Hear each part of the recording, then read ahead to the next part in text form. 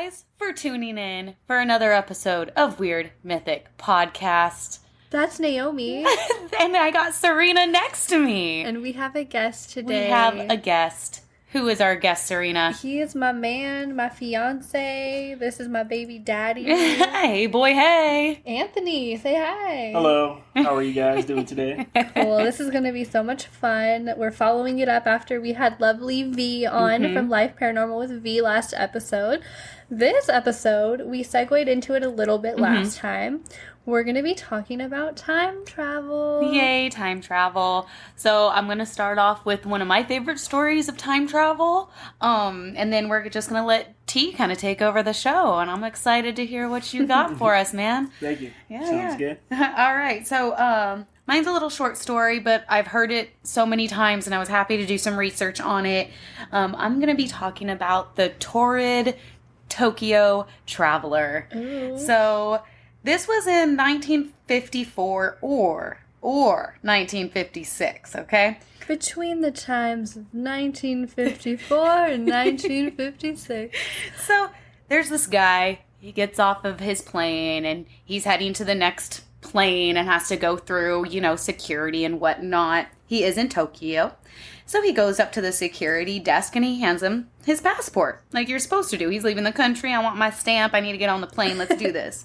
So the passport guy does not recognize the country of origin that this passport is from. Although everything looks totally legit. He even has stamps from, other cities and countries that he's been to, and everything looks legit except for the country of origin.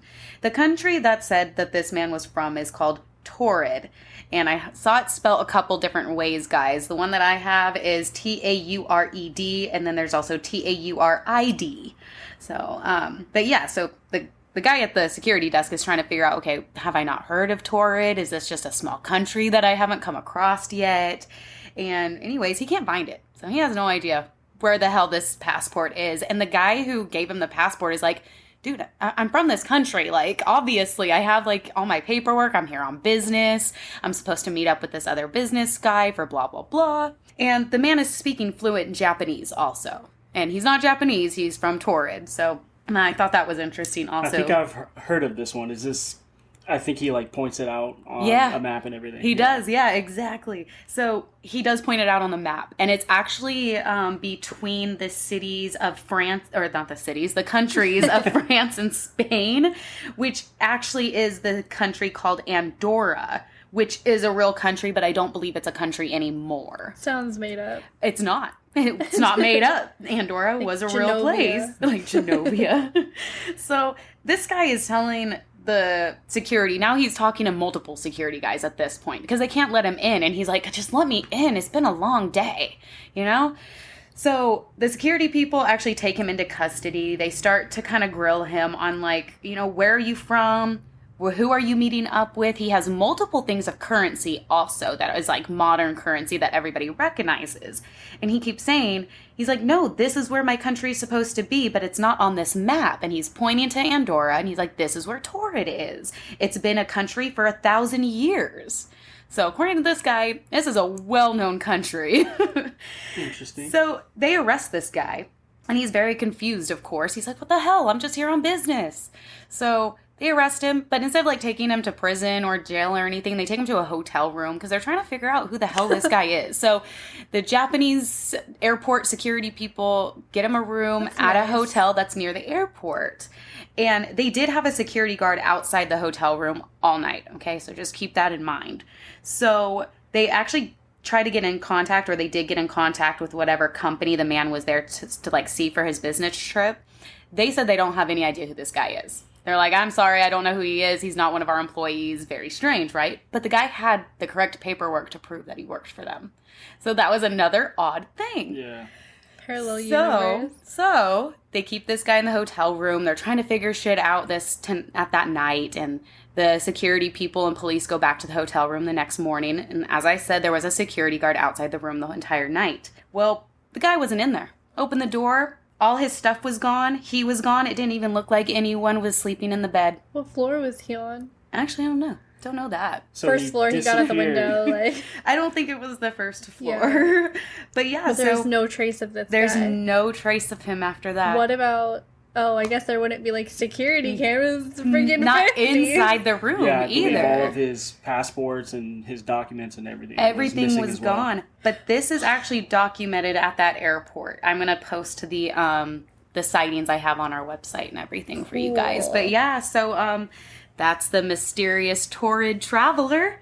They still have no idea who this man was. I did find one instance of this guy named John Zegras. He claimed to be the man from Taurid at one point, but he wasn't. He was found out to be a phony. They're like, this wasn't the guy, and his Korean wife actually said, no, he's crazy. Like, What a loser. yeah, and that was actually in 1959, so it really wasn't even that far off. Damn, It was pretty quickly, but it was all over the news. They have no idea who this guy was, and I'm they finding don't know that... anything about him. I'm finding that Yeah. about a lot of the research that I've been doing is that there's always somebody who, like, tries to say it's them or this or that and get discredited. Exactly. Yeah. So that's my little time travel story. I always thought it was interesting. That's It was one of my cool. favorites. So All right, well, let's throw this over to Anthony. What are you going to be talking about today? Okay, so I'm doing the Montauk Project, which was an experiment carried out at Montauk Point, New York, on the southeastern tip of Long Island. It was essentially two projects. It started out as a mind control project where research was conducted on how to influence the mind using electromagnetic energy. And later the project evolved into a time travel project where the researchers discovered they could manipulate time using the same technology they used to manipulate the mind. Huh. The hit TV series Stranger Things was supposedly based off of the Montauk Project, and the original title of the show was actually Montauk, or I saw other references where it was titled Project Montauk. All right. I need to watch Stranger Things, guys. You haven't watched Stranger Things? not. Oh I know, my I'm behind. God. Really good show. I would recommend checking Coming it out if you haven't. soon. Naomi's review of Stranger Things. Okay, so in order to talk about the Montauk Project, we have to talk about Camp Hero. Camp Hero is a now decommissioned and essentially abandoned military base in Montauk Point that dates back as far as the Revolutionary War. The base was used for training purposes throughout many wars and was originally designed as a coastal defense station under the disguise of a small fishing village. The base was a self-contained town which had a recreational facility, barracks, and its own power station. By the 1950s, control of the base was largely transferred to the United States Air Force, and by the 1960s, a radar system was installed, which included a massive 70-ton, 120-foot radar dish, which was considered to be one of the most advanced for its time. And what year was that they did that? It just said it was in or around the 1950s. Okay. 60s? Either way, that's a lot to do in the 60s. They didn't, these satellites were huge back then. Yeah, kind of gives you a glimpse of the technology we had even back Exactly. then, though, which is interesting. So the base was closed in 1982, and by 1984, the base was transferred to various government agencies, most of which is now operated by the New York State Office of Parks, Recreation, and Historic Preservation. But there's so much security around it. Oh, yeah. So much security. yeah. I can't go visit? No, you can't. I get shot? Okay, so from here, we have the Montauk Project, Experiments in Time, which was a book written by Preston Nichols and Peter Moon. This book details the two's experience at Camp Hero, which involves time travel, mind control, opening portholes to other dimensions, and extraterrestrials. Ooh. Aliens. Aliens. The book is claimed to be the work of science fiction, but many speculate whether that claim is true. The book centers obviously around the Montauk Project, which is alleged to be an extension of the Philadelphia experiment, also known as Project Rainbow. Naomi has also done a little research into I didn't the mean Philadelphia to. I experiment. just kept looking into it. So let's explain this Philadelphia experiment. It's alleged that is a military experiment carried out by the U.S. Navy in 1943. It involves claims that the USS Eldridge, a Navy destroyer escort ship, was rendered invisible using electromagnetic energy. The ship was not only invisible to enemy radars, but also invisible to the naked eye, and supposedly removed from the space-time continuum. Yeah, they keep saying that it was never for us to be invisible, just invisible to radar is what they kept saying, and everything. They're like, no, that's not what we meant. That's still fucking weird. Yeah, pretty crazy. Mm-hmm. Okay, so in the book, sometime in the 1950s, 2 surviving researchers from Project Rainbow begin to discuss the continuing of the project's research. They send a report over to the United States Congress, which is rejected due to the project being too dangerous. Instead, a proposal is made directly to the United States Department of Defense, promising them a new powerful weapon which would drive the enemies insane by causing schizophrenia at the touch of a button. Ooh, which is pretty crazy because when they did the Philadelphia experiment, there is some reports saying that when they came back, that people were either acting crazy, like they were schizophrenic, they were extremely confused, and I don't know if you're going to mention this, but the scariest part, some of the soldiers were fused together with the USS Eldridge. Yes. Creepy. Yeah. So, without Congress's approval, the project was secretly funded and classified as top secret. The Department of Defense approved the project, and funding came from a cache of Nazi gold recovered in a train tunnel by U.S. soldiers in France. Yeah. Jesus. It was estimated that this Nazi gold was worth approximately $10 billion in U.S. dollars. So for their time or now? Back then, yeah. Back then. Which is a hell of a lot of money now. Hell of a lot of money. So the train gets blown up, and all of the soldiers that are involved are killed. He says casually. So when funding runs out, additional funding is sponsored by the Krupp family, which is a famous bloodline from Germany, and I believe it was Essen. And they're famous for production of artillery, ammunition, various armaments, and steel. Okay, so from here, the project gets moved to Brookhaven National Laboratory in Long Island, New York. The project adopts a new name, the Phoenix Project, and the researchers soon realize that this project is going to require a large radar dish. Does that sound familiar to you guys? Not only on Montauk Island, right? So the researchers understand that installing this dish in Brookhaven would most likely compromise the project. There happens to be a decommissioned Air Force base not too far from Brookhaven available in Montauk, New York. The site was large and remote, which also had water access, which allowed the movement of equipment in and out of the base to go pretty much undetected. So equipment gets moved to Camp Hero in the 1960s, and an underground bunker located beneath the base is installed.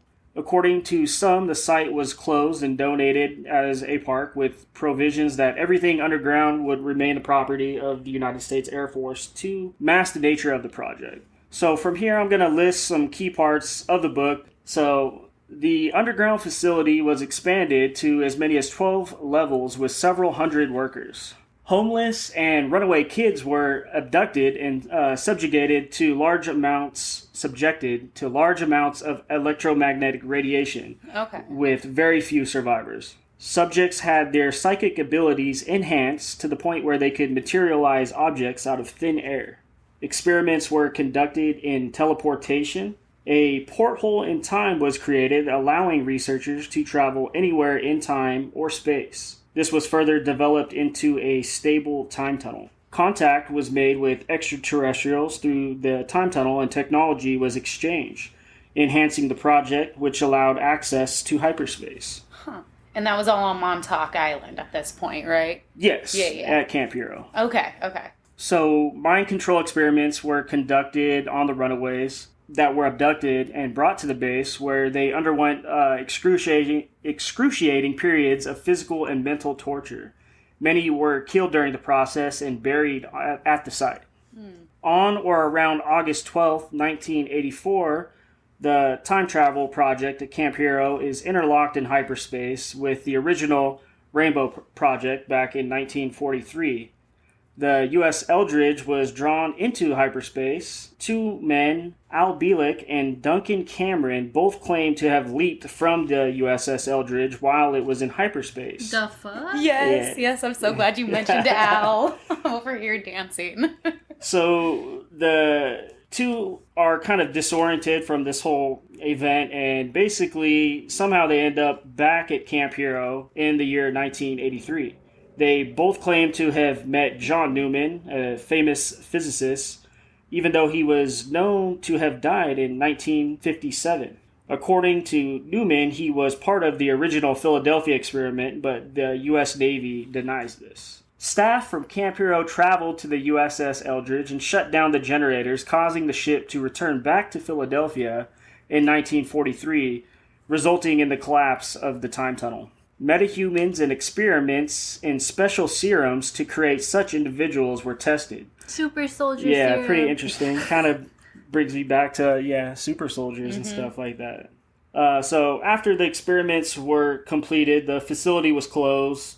All staff were brainwashed, killed, or sworn to absolute secrecy. Jesus. All records of the project were destroyed, and according to some, research at the site continues to this day. Damn, Yeah. to this day? To this day, yeah. Yeah, I told T yesterday, the first time I heard of Montauk Island was when the Montauk Monster came up onto the shore. Yeah. And it looks like a dog / pig with a beak. Yeah. It's online. You could totally look it up. It's Cryptid the weird episode. That's the thing. Yeah, exactly. I wouldn't even know if it would be considered a cryptid. I'm not sure. But I did see pictures, and they say it's like about the size of a small dog or so. Mm-hmm. But the thing about it is, like Naomi said, it has like almost like a bird beak coming out of its face, and almost like human-looking fingers coming from its hands or paws or whatever. It's definitely not a hoof Yeah. like a pig, but yeah. Pukwudgie. A pukwudgie. If that's what they look like, it's scary as fuck. Everything is a pukwudgie to me. So definitely interesting.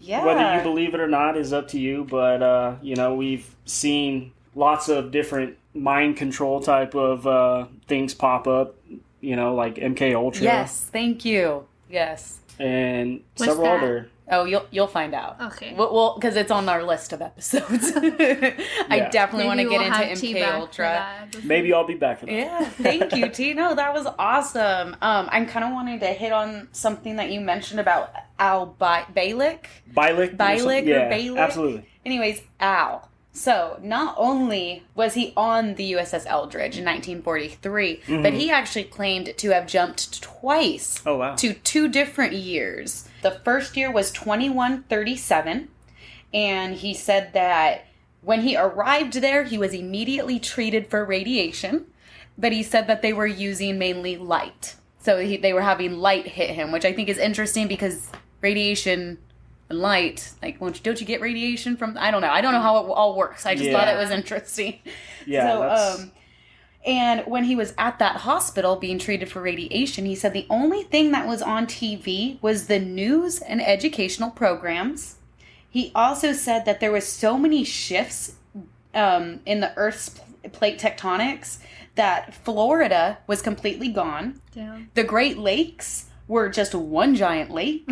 And Atlanta, Georgia was about 3 miles from the Atlantic Ocean. Wow. Whoa. So when I read that, do you guys know about the Georgia Guidestones? Yes, No. absolutely. Well, I don't know So anything the Georgia today. Guidestones are near there, Okay. and they're supposed to be like what you're supposed to follow if the bunch world of ends. Commandments, yeah. Yes, and I thought it was interesting that it was in Georgia. So I don't know if that's a connection or not, but I thought it was I real don't know interesting. anything.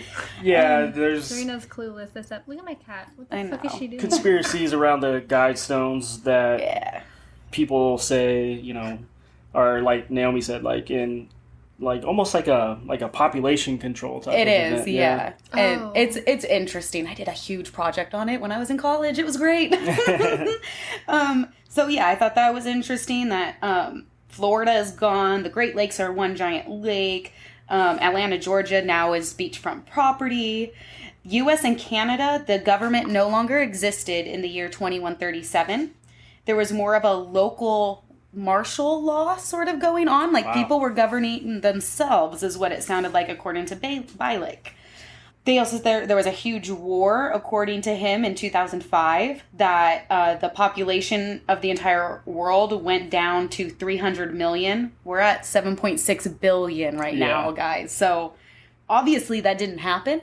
Yeah. But who knows if something changed, or if he went to, like, a different space in time that wasn't connected to his. So he went to the year 2137, and then he ended up jumping forward, and I couldn't find the reason why he was sent to another time, but it was 2749, and he spent 2 years in the year 2749, according to him. He said that everything, all the cities were floating. Everything was in a floating city. Interesting. He also said there was no government and everything was run by AI technology. Well, we're going that way. There was also no money or currency, and everything was run off of some sort of credits, but nobody was poor. He said that everybody could get whatever they wanted from these credits. Yeah, so, AI scares me. I agree, but yes, that I just had to touch back on that. I was like, I thought his were really interesting. The whole floating cities thing has been recorded by other people who say that they've traveled through time. Also, the Jonas Brothers, they went to the year 3000 and everyone lived underwater. Well, I'm not sure about that. And also your great-great-great-granddaughter's doing fine. Oh, man. Yep, time travel. Super interesting. I have so many more questions when it comes to it. What? Okay, so to me, like, what's the difference? Is it different if you're going forward in time as opposed to, like, parallel universes? That's kind of where I was wondering if Al was in a different universe. When he said that in the year 2005 that there was a big war, that could have been a different universe compared to what he was originally supposed to be set on. Especially when these guys were, they were messing around with, opening apparently portholes to other dimensions. So who knows what could have happened. I mean, it's possible if you believe in, like, the parallel universe theories that maybe it was an alternate universe or a different Spider-Man timeline. went to so many different... But yeah, no, you're right. Like, why not? If they actually have technology to be able to go through time, go forward or back through time, you don't know what the fuck you're doing. Yeah. You really don't know what that technology is doing. Exactly. So, yeah, I mean, damn, it's a lot to soak into, and the story does. At first, it was kind of confusing because you're talking about so many different aspects here, not just with the mind control, but time travel and opening up these portals to different dimensions. So, it was a lot to take in. It took me a few times kind of reading it over to actually understand exactly what was going on. But you can see how the tie-ins to Stranger Things, if you guys have seen the show. Naomi hasn't, so... Not like me. Well, it made me think of Lost, too. Yes, Lost kind of delves in the whole time. Actually, like, I've seen it all the way through, like, 3 times, Same. actually. Yeah. Probably more than that, to be honest with you. That was, like, one of the first shows that we watched together when we got together. That's his favorite show, or was at the time. Yes. So he showed it to me. And, yeah, there's a lot of that going on there. Yeah. Yeah, Lost has a whole lot of shit going on, though. Yeah. But, yeah, I think the whole time travel thing was awesome. I'm so glad you hit on Montauk Island. Because, the Philadelphia experiment ties into it. Yeah. Yeah, all of it. Even the MK Ultra, which is mind control. Yeah. And even serums and and then that's messing with people's psyches and that's like the Divergent series too. Yeah. It reminds me of that. All of these kind of, what would you call that genre? A sci-fi, just because I don't know what else to call it. Wasn't there a name? Yeah, there's a specific for the Hunger Games. I would definitely say it's like dystopian for sure. There you go. Yeah, dystopian. Exactly. I feel like it's like a lot of that.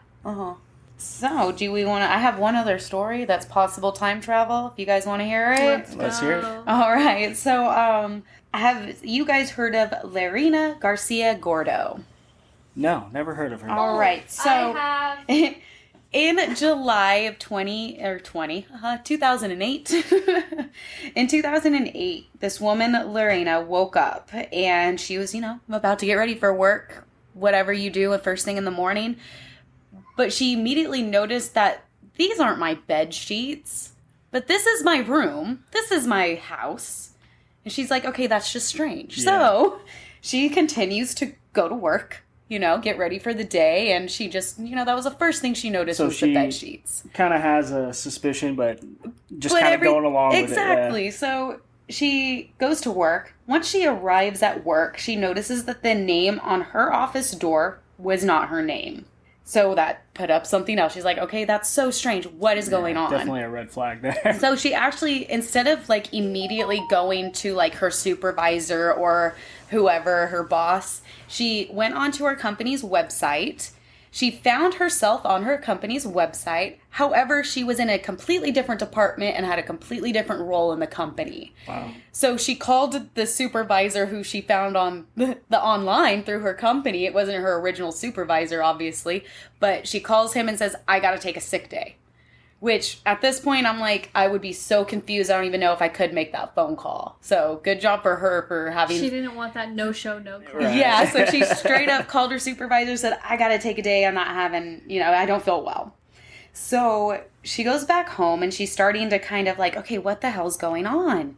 She looks at her credit card, she looks at her ID, and everything's the same. Nothing has changed. Her address is the same, phone numbers are the same, everything's good. But as she's at home and she noticed her bed sheets that morning, well, she starts to notice a couple different things. She goes into her phone and she goes to dial her boyfriend's number. His number's not in there, but her ex-boyfriend's number is in there.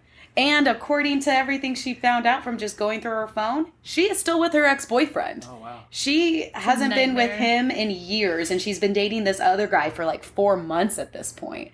She can't find this other guy in her phone, and it's only her ex. And let's see, they haven't been together for 7 years at this point.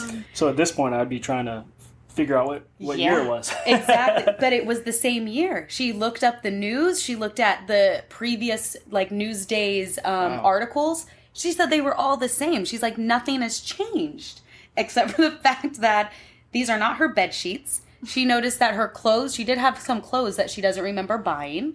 And like I said, she's like, where's my boyfriend? Yeah.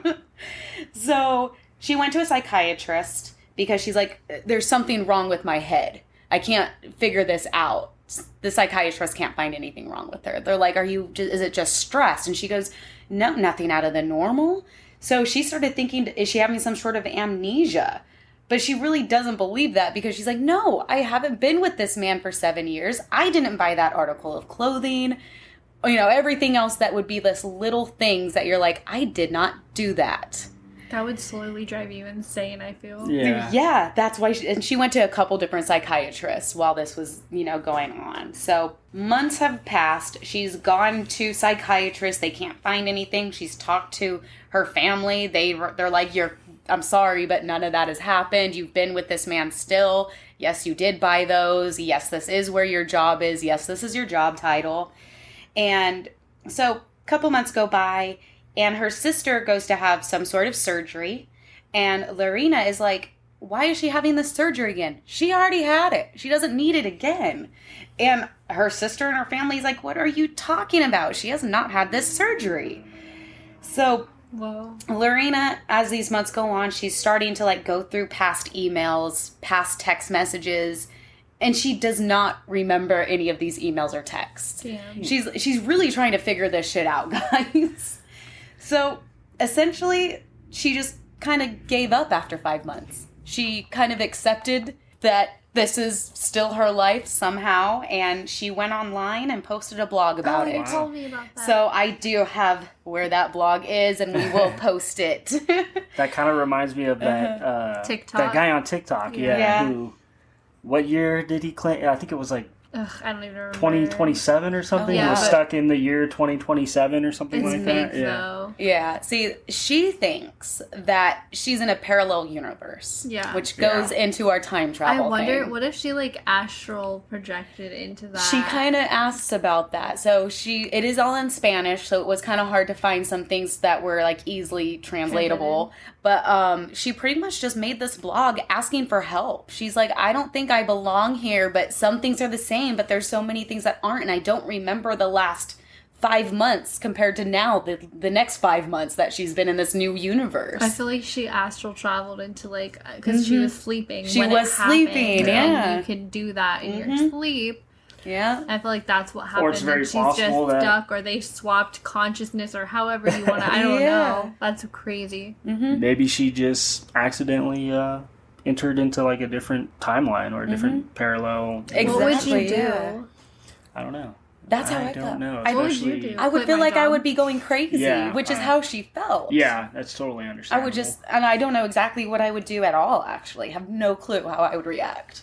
Yeah, because I've seen other people, like if you go on Reddit, there's people that claim that they have traveled to a parallel universe or a parallel reality. And Isn't that where, like, other people will see that they'll, like, try to find... It's like almost like that same story that Naomi just said, where these people start noticing these, like, subtle differences. Like a lot of things are the same, but they see subtle little differences in how things have changed. And some of them claim to get stuck in these parallel I feel like I universes. got down some hole one night where it was, like, kind of the same situation, or maybe it was a movie that I watched where, like, say she woke up in that, and then how she's telling people, like, oh, this isn't where I'm supposed to be, whatever, right? But, like, they weren't supposed to let them know, and, like, once they get sight on, like, I feel like I'm mixing Insidious with something else.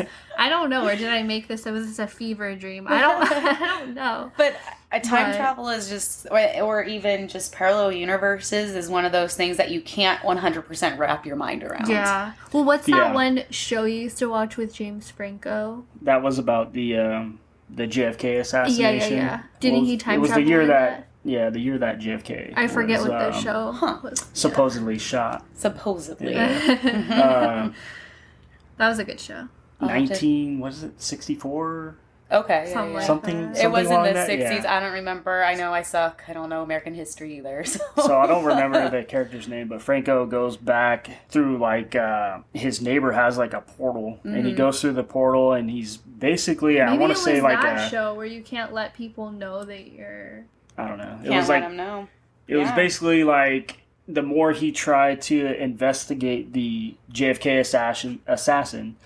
assassination, Words are hard. the more, like, time started to kind of, like, fuck with him and kind of, like, fight back. Like, in other words, like, the time didn't want to be changed. Like, what happened was supposed to happen, and the more Franco tried to change the way things happened, the more things would happen to him to try to get him to stop. Yeah. That was a good show. It was a good show, yeah. It wasn't very long, but it was good and straight to the point.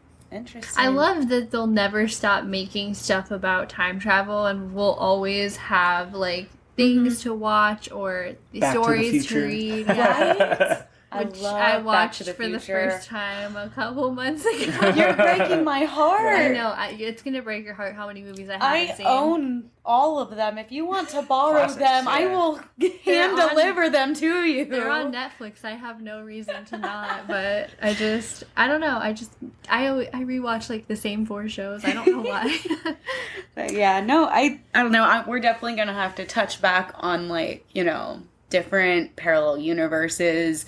I started doing research on wormholes, which oh my gosh. So that kind of reminds me of, like, Interstellar. Oh yeah, Interstellar. That's a great movie. See, I've seen that one. It was so good too. Well, I think this will just have to wrap it up, guys, because we're just going to keep talking about random stuff now. Movies. So thank you guys for listening to us. Thank you, T, for being on our show. You'll have to come back. Thank you for having me. I appreciate it. Yeah, thanks, Bear. All right, well, we do have social media, as you guys know. Naomi, do you know? I do. I have my cheat sheet right here, Serena. We are on Instagram at Weird Mythic Podcast. We're also at Facebook.com/Weird Mythic. Come hang out with us on Twitter at Weird Mythic and send us an email at weirdmythicpodcast@gmail.com. I want to know your guys' theories on time travel or parallel universes, movies that you like about time travel, and still I want your stories. Yes, send us all the stories, all your suggestions. We really like doing this, and I hope you guys continue to listen. Bye. Bye.